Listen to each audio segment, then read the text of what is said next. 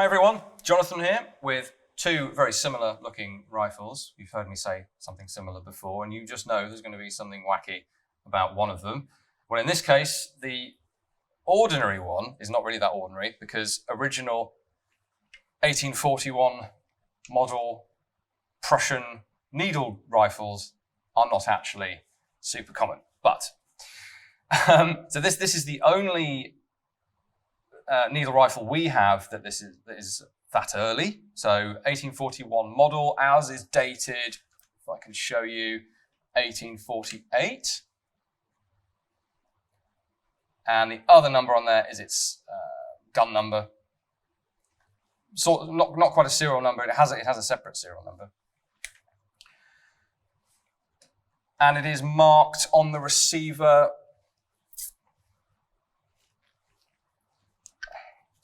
Summerder, my pronunciation is appalling, which is one of the Prussian arsenals.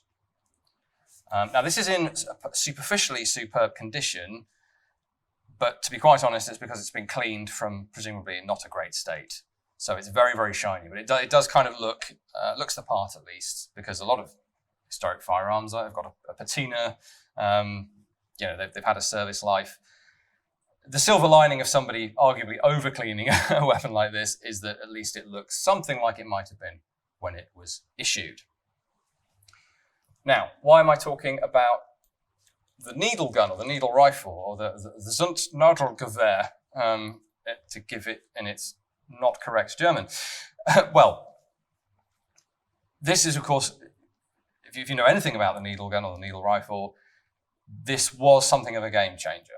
So although the ballistics of this model were not superb, actually, it was made up for, if you used the right tactics, by sheer rate of fire. So let me try to show you what a leap forward this was. So we do, unlike a modern bolt action, we do have to unlatch this cocking piece, pull it to the rear, and we can then, now this one is very old and not in great nick, so I have to assist it, but it is a bolt action rifle. You lift up the bolt handle, you pull it to the rear, it should be much slicker than that, and that opens up your breech.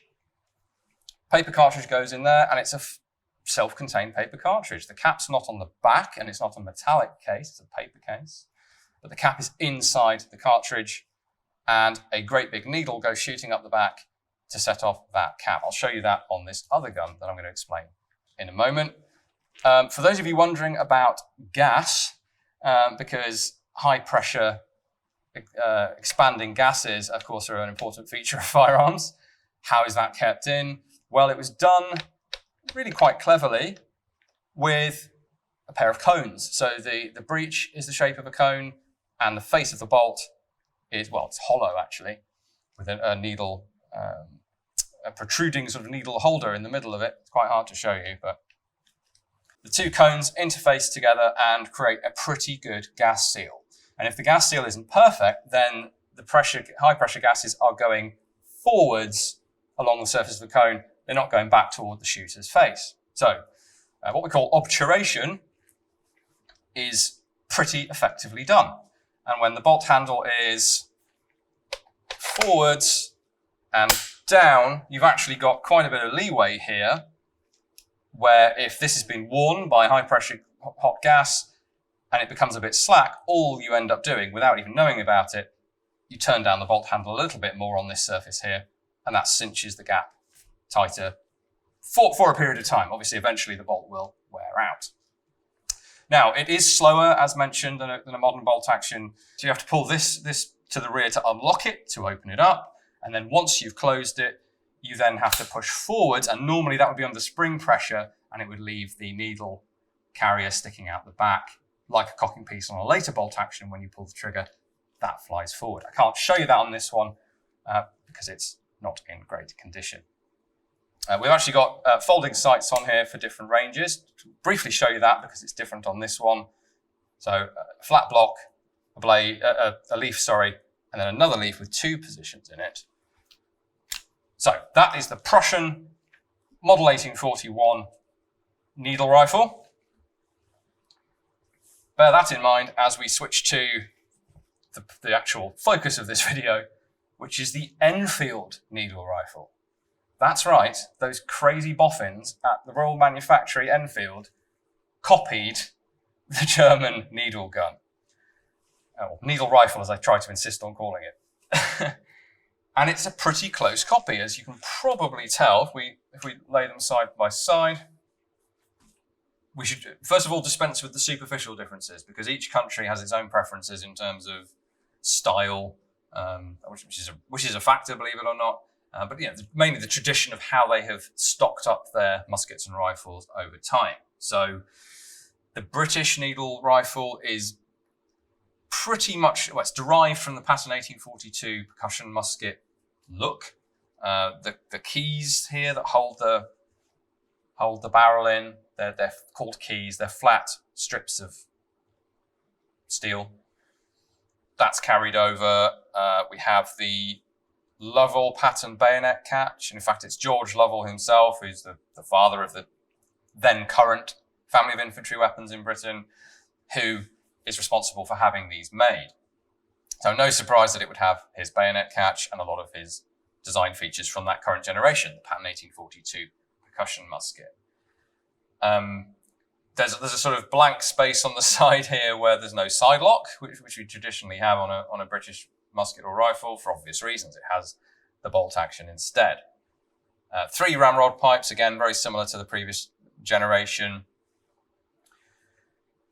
The Prussian original has its own sort of continental flourish of the brass barrel bands, which are a very efficient way of retaining a barrel, actually, with the sprung clips, effectively. And actually, the later pattern 1853 rifle musket would move in that direction ultimately. We in Britain never went for this German/French/Russian enveloping style of nose cap. That's quite a continental thing. Those are all superficial differences. The trigger guard, this great big scroll trigger guard. There are British weapons at the time that use a version of this. They're already moving away from it for this experimental rifle. Now, where we're getting into important differences are with the sights. So instead of a series of flip-up leaves, perhaps more like a hunting weapon or a target weapon, more hunting really. Already, the UK is going for a battle sight that's flush here as a sort of a block, and then a flip-up ladder with a notch that you can adjust up and down on a slider, traditional sort of ladder sight, and then an extreme range notch in the very top. Now, these aren't marked, and that we have 6 of these, believe it or not, and some of them are in better condition than this, but this is the earliest, which is why I'm showing it to you. Some of them are marked, but they're not marked at their maximum extent. But I would imagine it's around 900 yards, something like that. You can see it's pretty extreme range from just how tall this ladder is.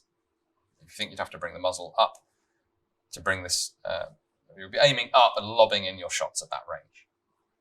But it's quite an important design philosophy difference between the two, and partly because time has moved on. 1841 is a long time ago. Well, only in 19th century terms, 10 years actually, less than 10 years, because this thing was made in 1849, would you believe? I'll try to show you the markings. We've got some nice Enfield style markings with the royal cipher, the name of the factory, and the date, which is 1849, which is pretty remarkable, because although this is the 1841 model of needle gun, needle rifle, these were kept in reserve in Prussia for some years. They were only actually issued in 1848 due to an uprising that happened. So for the Brits to already be making copies for trials, which is why these were made, in 1849 is really quite remarkable, I think. That's why we pulled this one out to show you in particular. The others that we have are dated 1850 or even 1851. And some of those are actually improved, arguably, over and above the Prussian original. But this is the ground zero for the British experience, brief British experience of the needle rifle. Now there is some internal difference here, so we'll pop this open and show you. Also, this original Prussian example does not work very well, so you get a much better idea of how the needle rifle works if we show you the British one today anyway. Just before I do that, remember this bit here, if you can. This is what you push down on to then pull back on what we'd probably call the cocking piece today. And you can see that sprung. Well, you'll see that again in a moment, but this has snapped off. This thing has been through lots of trials, lots of shooting later on probably, and is very tired. Missing a ramrod for one thing, the finish is quite worn, and this bit has snapped off. So I have to be very careful to not push in this piece, otherwise you then need a tool to get it back out again. However, the Prussian rifle is missing its needle, whereas the British one has it, so we can show you that. So to open this up, yeah, it's a little more complicated than a modern bolt action. We would have to normally press down on our catch, which is broken off. Instead, we just pull this to the rear till it clicks. You can see the needle, the back of the needle. I've left it unthreaded slightly there, unscrewed slightly there. That's the needle. Now that's for quick change of needles, because although the people who ran the British trials are probably very unfair in saying you would have to change the needle every 12 shots. I'm pretty sure that's not true. It is very convenient to be able to unscrew this. In fact, let's do that now. So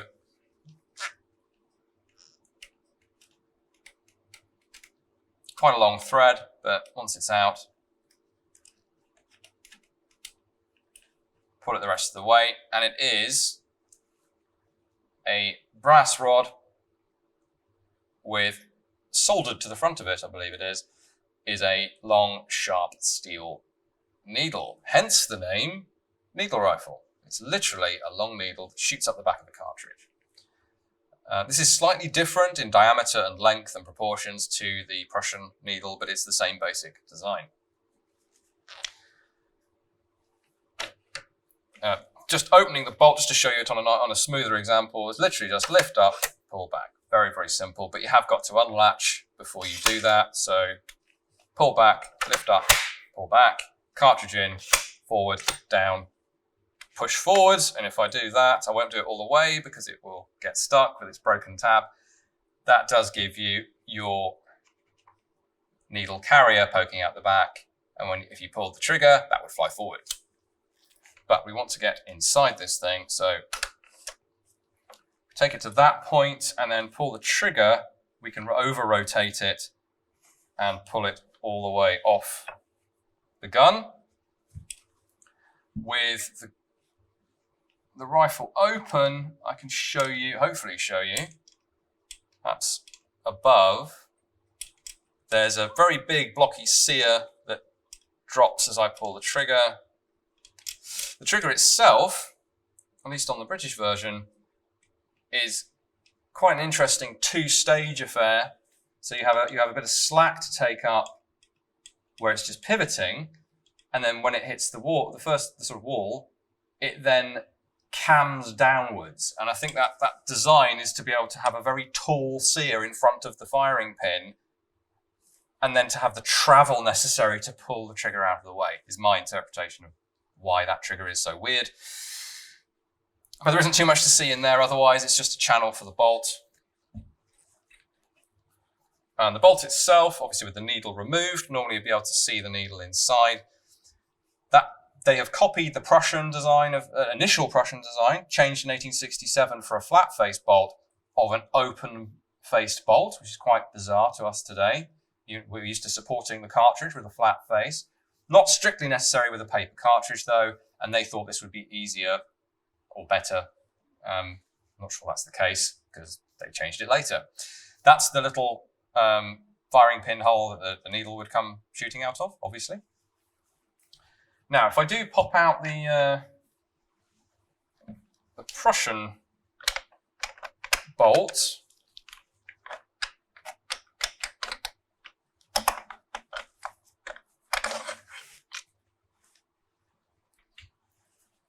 I can show you a difference. It's not tremendously exciting, but the there's a very, very long cut on the 1841 needle rifle. This L-shaped cut is very, very long.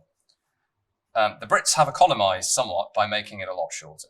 The sear is in the same position in the action body, but they have made that design change. It's also a single diameter tube, whereas the 1841 Prussian version has a reduced diameter front bit. So those are really the only significant differences. So to strip this for cleaning, it's actually fairly straightforward. Now, bearing in mind we're missing this tab here, but I can push down on the spring, rotate to the left and withdraw the inner portion of the bolt. And then you can see the spring is somewhat loose there. Well, if we pull down on the internal needle carrier with the spring, you see the spring that has the energy to actually make that fly forward. Pull down on that, we can then remove the spring itself, which is also what holds in the needle carrier and its spring. So that's it. Very, very simple. Just a tube with the handle on the side and the all-important cuts, of course. And then the inner portion that allows you to unlock it for cocking and loading. And then the needle carrier inside. In fact, if I put the needle back inside that, you can get a better idea of how this is working. So this thing is literally carrying the needle back and forth. So I think you'll agree, pretty impressive for a first go at a bolt-action rifle. So you can thank Johann Nicolaus von Dreiser for that. Hence, the needle rifle is very often called the Dreiser rifle after the inventor, because he really did quite an impressive job. 1827 was his first concept for essentially a bolt-action rifle with a needle firing pin, limited by the technology of the cartridge at the time, so he ran with it and was able to develop that by 1841 into a very effective rapid-fire rifle. It's just that by 1851, there were better options on the table. Now, the trials that these were made for, there are actually 2 rounds of trials. 1850 is when a small arms committee is formed to specifically look at a new rifle musket, or the prospect of a new rifle musket. Arthur Wellesley, the Duke of Wellington, very senior at this point, he is quite happy with Brown Bess, what they were still calling Brown Bess, which is the patent 1842 percussion musket. Smooth bore, no more accurate than the original Brown Bess, better weatherproofing on the lock, more reliable lock, but that's the only change. That's why I think they carried on calling it Brown Bess. He's quite happy with that. It's actually the Marquis of Anglesey who is pushing for a rifle musket for every soldier, which is what opens up the possibility of long-range accurate fire, or even just long-range fire, for every single soldier. Instead of having elite rifle regiments or battalions or detachments, you'd give the ability to every soldier to shoot out to 500 meters or more, 500 yards or more. So that's the sort of tension that exists at the time. The first round of trials, there's no Minié rifle available for those. The awareness of that isn't great yet. So this is the French take on what is arguably originally a British idea of an expanding bullet. So you ram it down like a musket ball, i.e. easily and smoothly. And then on firing, the base expands and it grips the rifling and is spun and is stable and is accurate. That's the way forward, spoiler alert. So that's where we end up going. But in order to get there, there are trials of all sorts of things. So in the first round, there's no Minié, but there are various other things. And overall, we end up looking at, so initially the French carabine à tige, which is the pillar breech, where the bullet is smooshed down onto a pillar to make it fit rifling. That's in the first round. The Lancaster pillar breech, so it's a British take on the pillar breech. And there's actually a whole range of different things that are trialled. And they're tested against the existing British P42 rifle musket and the Brunswick, which is the specialist rifleman's rifle of the time. And it's actually the Brunswick load that is used with this rifle when it's put through these trials. So 1850, 1851. And that charges 2.5 drams of powder and a 550 grain bullet. So they're testing the current state-of-the-art British rifle, the Brunswick, only issued to specialist troops, with the same load, same projectile, against, among other things, this. Now, they quite quickly decide that they don't want the breech loader because word has spread now of the Minié and how superior that is. They're much more interested in accurate fire at distance than they are rapid fire. So although this thing gives you 7 rounds per minute instead of 2 rounds per minute, or maybe 3 if you're lucky, three for the Minié rifle, more than twice as fast to fire, that this technology at the time is not there in terms of the long range accuracy and power. So there's an instant bias, I think, toward the Minié. Once that enters the fray, they then hold a second round of trials, at which point all the breech loaders are hived off into their own separate trial. So it's pretty clear to me that they're just kind of testing the waters with the breech loader, maybe next time, and the emphasis is very much on the Minié. And that ends up becoming the pattern 1851, often called the Minié rifle. Takes a little bit of time to get that into service, but it is the standard issue shoulder weapon, infantry weapon of the Crimean War. The pattern 53, the improved Enfield Minié rifle, comes in 1854, late in the day, towards the end of that year, I mean. So it's the 1851 pattern Minié rifle that the British fight the Crimean War with. This thing, I doubt if very many soldiers at all were ever aware that it was even made, but I think it's incredibly cool that the Brits were copying the German needle rifle. Thanks so much for watching, everyone, and for sticking with us through that one. That's a bit of an epic, but hopefully enjoyable and interesting. You can always join us over on social media. This series is connected to social media if you care to follow along and guess what these things are ahead of time. And we have the usual Facebook, Twitter, Instagram channels for you to enjoy. Otherwise, check out the website for events going on at our different real-world museum sites, which, if you're feeling traditional, you could go and visit as well. In any case, we'll see you again next time. Thanks again.